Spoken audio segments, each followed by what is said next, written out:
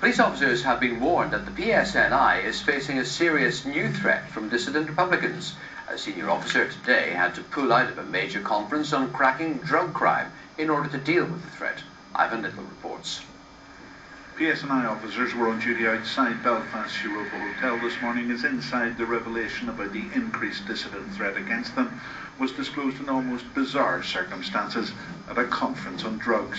The Assistant Chief Constable Drew Harris had been due to address drug squad officers from police forces right across the UK, but before the conference started, a senior officer from England told delegates the PSNI man had to pull out because of a heightened security threat against his colleagues. It's clear that PSNI officials were shocked by the very public disclosure about the dissident threat. They certainly weren't expecting an English police officer to reveal it. It's understood that the PSNI became aware of the increased level of threat against their officers from dissidents inside the last 24 hours. Police sources said the threat was not specifically against Mr. Harris or the conference.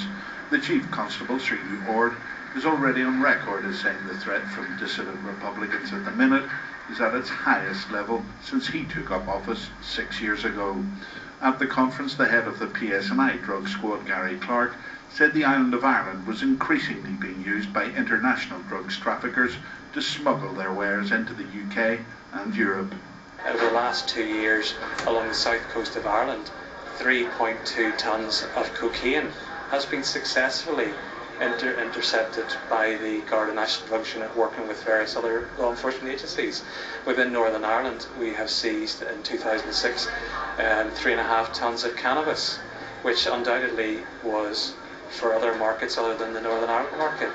So I think again we come back to talking about how we share the information, we work together, and we take the drugs and the people off the streets. Drugs is an international problem. It's somewhat borderless. The criminals don't respect the borders. So it's essential that the law enforcement agencies work together in this regard.